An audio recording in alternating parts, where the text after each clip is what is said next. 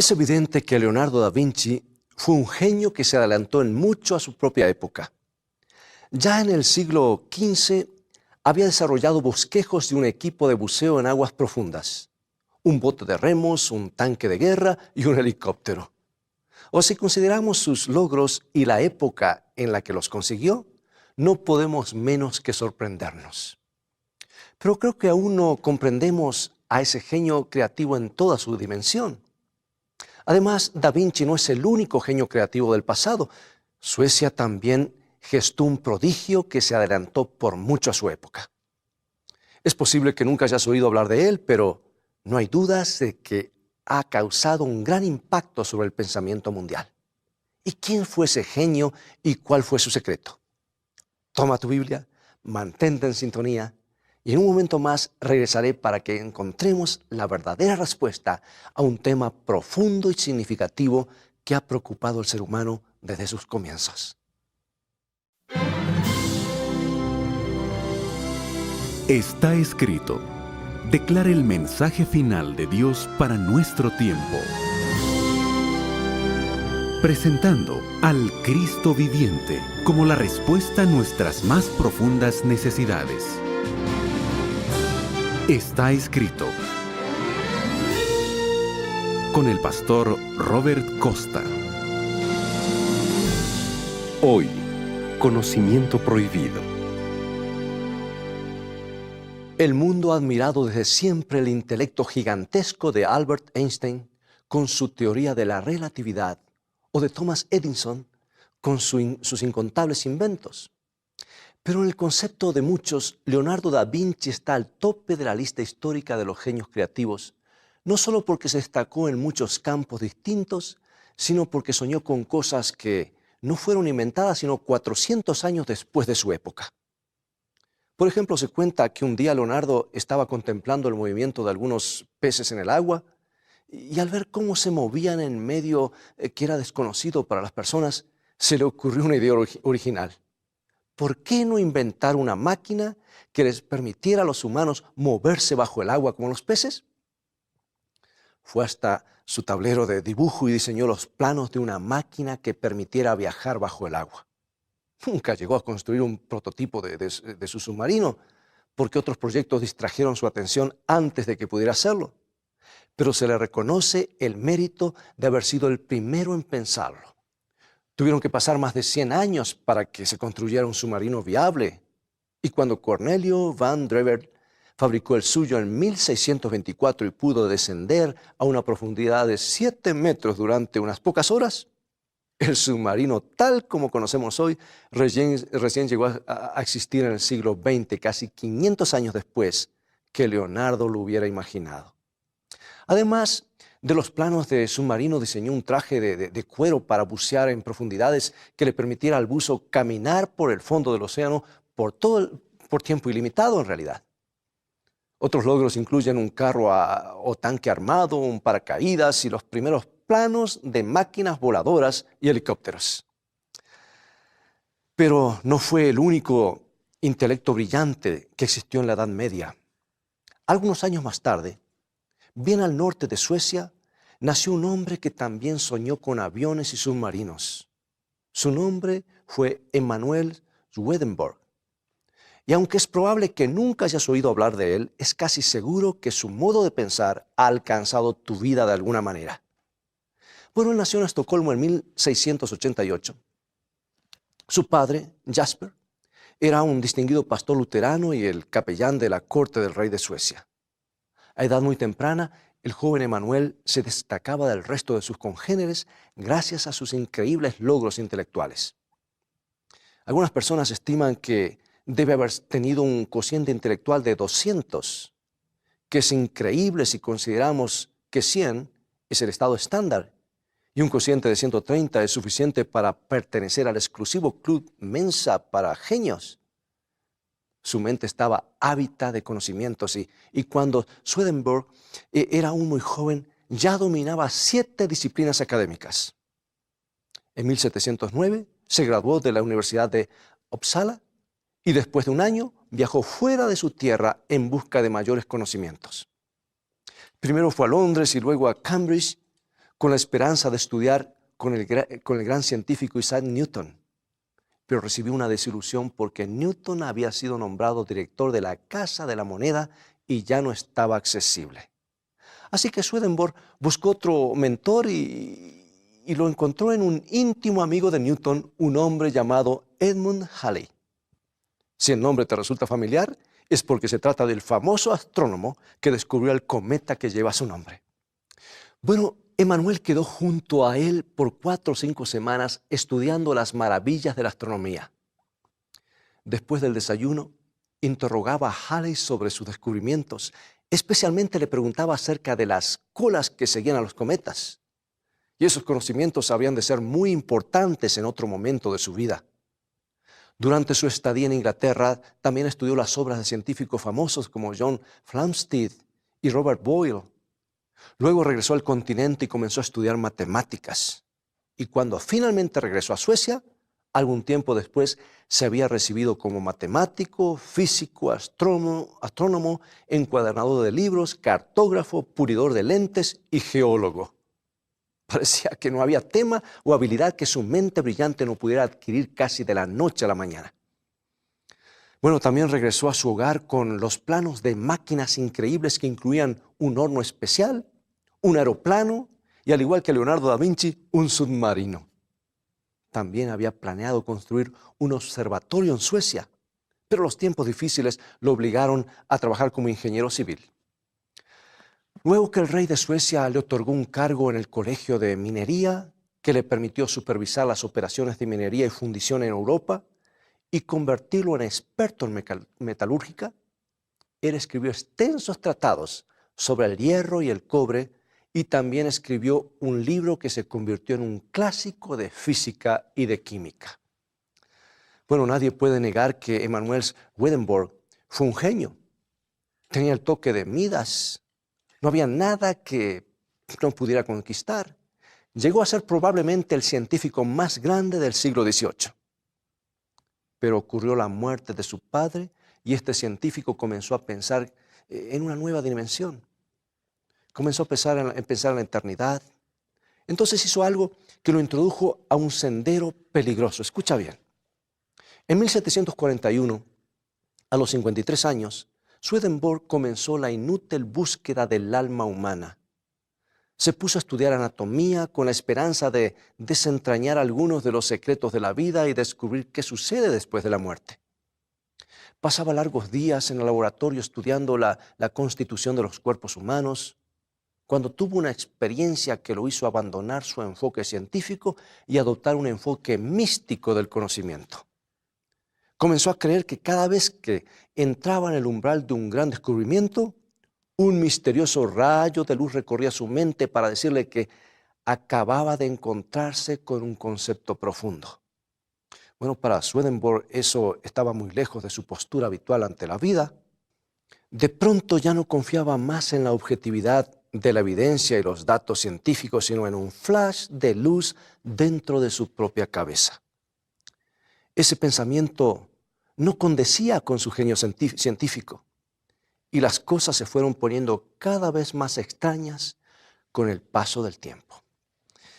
Bueno, al profundizar el estudio de la anatomía humana, se convenció de que nunca podría solucionar los misterios de la inmortalidad y se sumió en una grave depresión. Trató de analizarse a sí mismo y comenzó a escribir sus sueños, pasándose horas enteras tratando de descifrar su significado. Entonces, en la Pascua de 1744, dijo haber tenido una visión. Estaba cenando en un restaurante de Londres cuando, en forma repentina, una figura difusa se le apareció en un rincón de la habitación y le dijo que no comiera demasiado.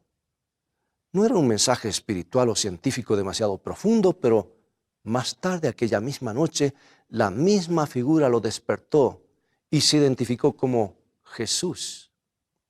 Le dijo a Swedenborg que lo había elegido para descifrar el verdadero mensaje de la Biblia. Le dijo que las palabras de la Biblia tenían otro significado. Se le dijo que debería estudiar la Biblia en profundidad para revelarle al mundo cuál era el verdadero sentido de las palabras. Bueno, como hijo de un pastor luterano, Swedenborg debería haber sabido que la palabra de Dios no necesita de una persona especial para descifrar sus misterios.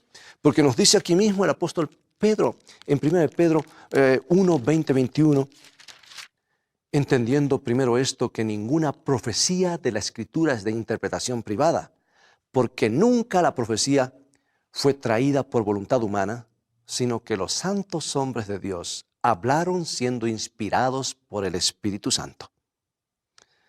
En otras palabras, ninguna persona posee la clave para interpretar la Biblia. Nadie tiene el derecho privado de interpretación, porque lo que Dios quiere que entendamos está en la superficie. El verdadero significado se encuentra en las palabras literales de la Biblia. El Espíritu Santo inspiró la Biblia y bajo su guía cualquier creyente puede entenderla por sus propios medios. La Biblia no enseña en ninguna parte que una persona en particular podrá tener la clave de los significados más profundos. Aunque es cierto que no alcanzaría la vida eterna para descubrir todas sus riquezas espirituales y sus tesoros, la Biblia también tiene significados más profundos y verdades más amplias para nosotros, cuyo significado aún subyace en el texto concreto. Bueno, pero aquella fue una peligrosa trampa de la que Swedenborg no pudo zafar. Sus esfuerzos por desentrañar los misterios espirituales lo habían frustrado y le preocupaba la posibilidad de que su genialidad lo estuviera abandonando. También sabía que tenía un consciente intelectual por encima de lo normal. Así que cuando un ser del mundo espiritual le dijo que él era especial y el único que podía descubrir un nuevo y excepcional mensaje para el mundo, compró la idea. La experiencia fue tan poderosa que más tarde se refería a ella como la segunda venida de Cristo. Dijo que Jesús no iba a regresar literalmente a la tierra porque ya lo había hecho elegir a Swedenborg como su embajador. Como puedes imaginar, se apartó de la ciencia y se introdujo en el estudio de la teología. Repasó sus conocimientos de hebreo y griego y comenzó a escribir un comentario de la Biblia de 9 volúmenes al que tituló La Palabra Explicada. Nunca lo terminó, pero escribió otros libros. Entre 1749 y 1756 escribió Arcana Celestia, que era un comentario versículo por versículo de los libros del Génesis y el Éxodo. Dijo que las historias del Génesis eran aún parábolas que contenían muchos significados alegóricos bajo la superficie. Y eso preparó el camino, al menos parcialmente, para la forma en la que muchos cristianos interpretan actualmente la historia del Génesis. Convencidos de que la ciencia y la Biblia son irreconciliables, no es raro encontrar cristianos que creen actualmente que la historia de la creación no es más que una alegoría y que Adán y Eva jamás existieron como personas reales. Bueno, aunque Swedenborg jamás llegó tan lejos, consideró que el Génesis era una parábola, actitud que más tarde sería adoptada por los evolucionistas. Sería incorrecto adjudicarle la teoría de la evolución, pero sí es cierto que le hizo a esa teoría una gran contribución importante de la que no muchos son conscientes. Swedenborg se fue introduciendo más y más en el mundo del espiritismo y comenzó a realizar algunas proezas sorprendentes. Por ejemplo, 1759, él se encontraba en una reunión dominical en un hogar en Göteborg, a considerable distancia de Estocolmo. Cerca de las 6, salió de la habitación y luego de algunos instantes regresó con el rostro demudado. Anunció que se acababa de desatar un incendio feroz en Estocolmo y que se estaba expandiendo a toda velocidad. La casa de uno de sus amigos se había convertido en cenizas y su propia casa corría peligros. Entonces volvió a salir de la habitación. A las 8 en punto regresó con una expresión de alivio en el rostro y dijo: el fuego terminó. Fue extinguido a 3 puertas de mi casa. Bueno, resulta que 3 días más tarde llegaron noticias de Gothenburg por el Pony Express contando que había habido un gran incendio en Estocolmo y que había sido dominado a 3 puertas de la casa de Swedenborg. ¿Cómo lo supo? ¿Cómo se enteró de lo que había sucedido en Estocolmo sin haber estado allí? Bueno, lo cierto es que se había iniciado en el ocultismo y se estaba comunicando con los que suelen llamarse espíritus de los muertos. Esos espíritus le informaron acerca del fuego en Estocolmo y también le dijeron muchas otras cosas. En 1762, mientras dirigía una sesión pública, Swedenborg tuvo la visión de un joven noble ruso llamado Pedro II, que era nieto de Pedro el Grande y heredero al trono. Resulta que en la visión Swedenborg vio el joven Pedro que era estrangulado en la celda de una prisión. 2 semanas más tarde llegaron las noticias de San Petersburg confirmando su visión.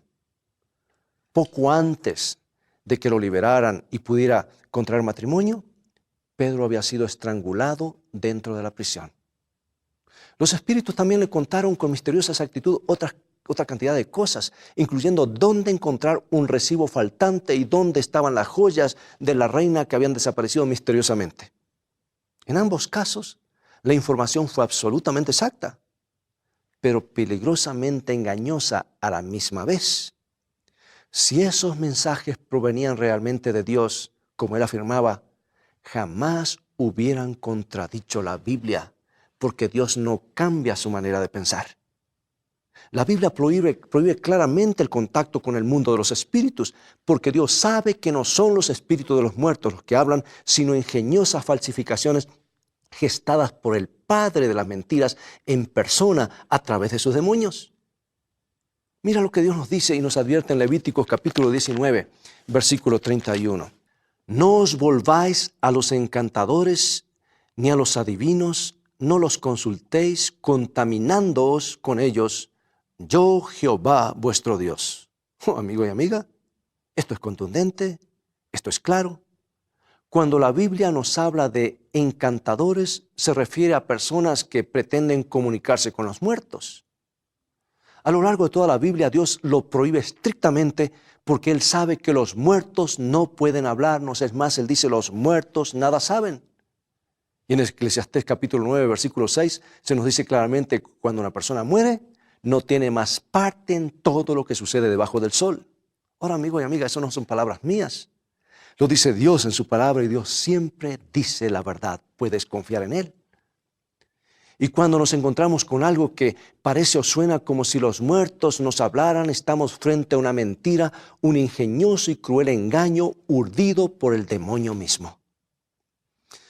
Bueno, Emanuel Swedenborg no pudo resistirse a esas experiencias y comenzó a comunicarse con los muertos regularmente y a pesar de su buena formación luterana. Decidió creer en los espíritus y en los fenómenos naturales a pesar de lo que nos dice la Biblia, siguiendo un camino que siempre conduce a pensamientos peligrosos. La Biblia afirma que el diablo puede producir milagros aparentes. Las sesiones espiritistas de Swedenborg se hicieron más y más estrafalarias con el paso de los años. Comenzó a enseñar, entre otras cosas, que era posible que Jesucristo hubiera muerto, pero que no lo había hecho en nuestro favor. Eso se da de bruces contra las enseñanzas de la Biblia, especialmente lo que dice Romanos capítulo 5, versículo 8, déjame citarlo. Mas Dios muestra su amor para con nosotros en que siendo aún pecadores, Cristo murió por nosotros. Bueno, es obvio que Swedenborg había leído el libro de los Romanos y sabía que contradecía su nueva teología, pero lo solucionó de manera muy simple al decir que todo lo que había escrito el apóstol Pablo era inválido. Dijo que se había encontrado con Pablo en algunos de sus sueños y visiones y también con Martín Lutero, Juan Calvino y otros héroes de la fe cristiana. Dijo que había discutido con Pablo y que el apóstol había perdido la discusión y admitido que Swedenborg tenía razón. Lamentablemente, Swedenborg no consultó la Biblia con más cuidado, porque se hubiera encontrado con la advertencia que dice Isaías capítulo 8, versículo 20, y esta es muy clara para pasarla por alto. A la ley y al testimonio, si no dijeren conforme a esto, es porque no les ha amanecido. En otras palabras, si alguien, incluyendo a cualquier visitante del mundo espiritual, nos dice que la Biblia está equivocada, debemos ignorarlos por completo porque no hay luz en ellos. No era Pablo quien estaba equivocado. Bueno, amigo y amiga, eso nos lleva directamente a la mayor contribución que le hizo Swedenborg a la teoría de la evolución. Al visitar a Edmund Halley en Inglaterra, Emmanuel había comenzado a pensar en las largas colas que seguían a los cometas.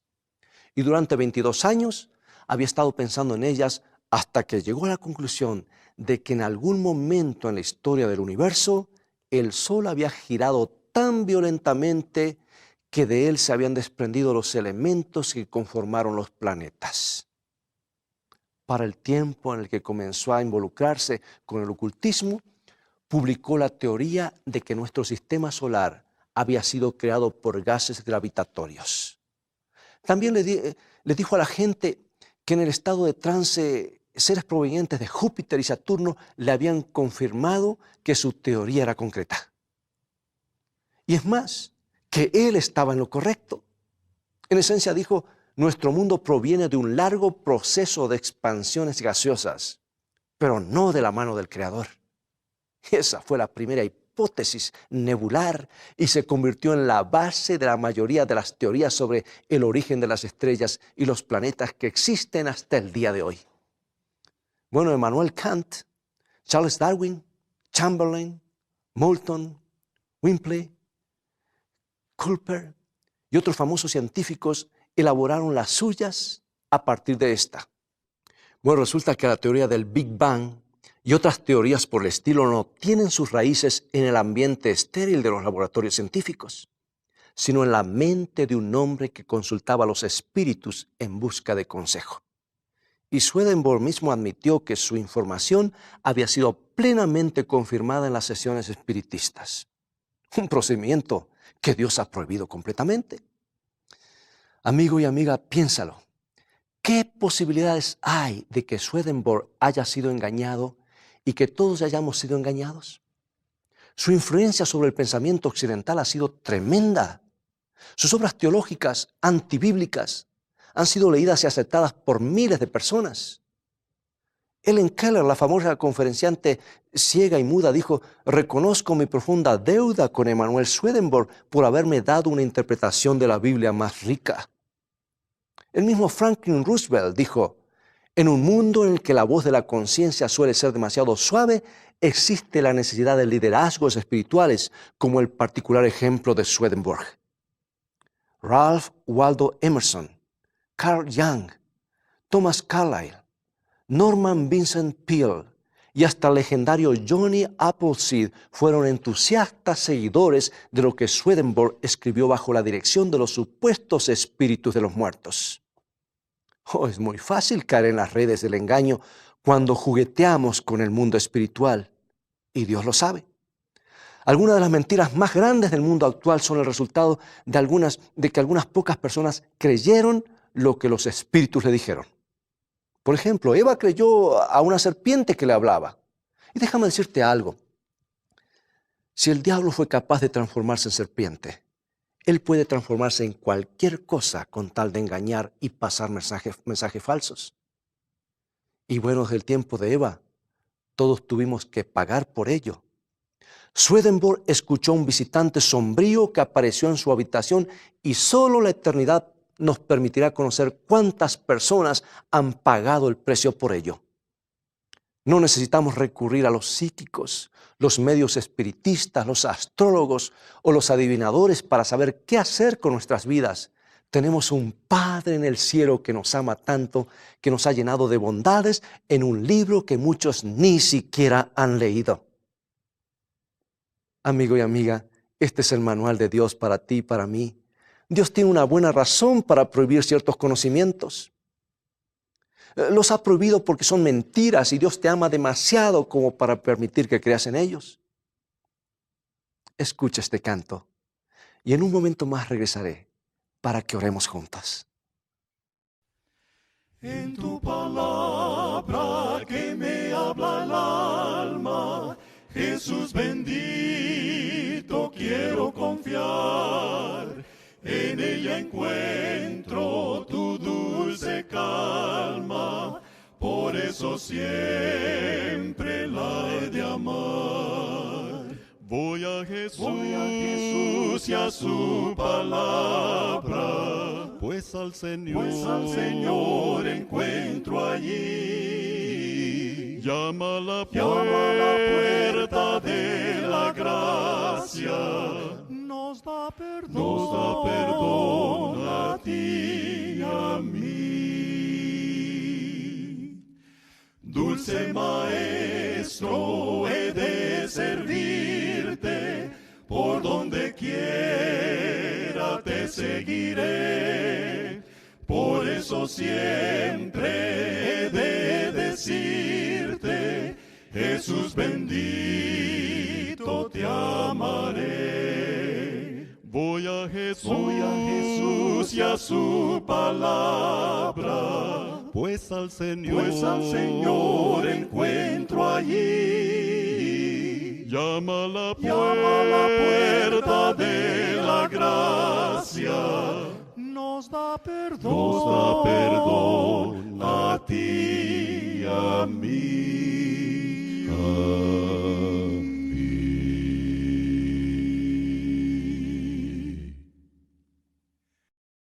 Gracias por ese himno. Oremos. Padre, mantén nuestros ojos fijos en Cristo. Enséñanos que Él es el único en quien podemos confiar.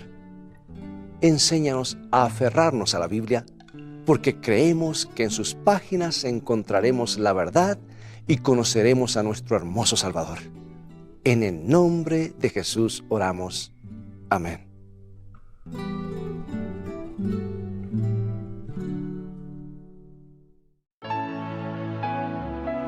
La palabra de Dios nos trae rayos de luz y esperanza. Por eso millones de personas encuentran en sus páginas cada día una guía segura para el camino de la vida. Te invitamos a que visites nuestro sitio en internet, estaescrito.tv. Hemos preparado y seguiremos preparando una variedad de estudios bíblicos y materiales que te ayudarán en tu vida espiritual. Además, podrás volver a ver el programa de hoy y los devocionales diarios, Una mejor manera de vivir. Visítanos en la dirección electrónica estaescrito.tv y recuerda, tú vales mucho para Jesús. Él te ama más de lo que puedas imaginar. Bueno, es todo el tiempo que tenemos por hoy. Ha llegado el momento de despedirnos. Te invito a continuar escuchando la voz de Dios al leer su santa palabra. Visítanos también en nuestro sitio de internet estaescrito.tv, donde podrás obtener gratis una variedad de estudios bíblicos que te ayudarán a afirmarte en la verdad de Dios y será el antídoto para evitar caer en engaños. Dios te bendiga y recuerda, escrito está, no solo de pan vivirá el hombre, sino de toda palabra que sale de la boca de Dios.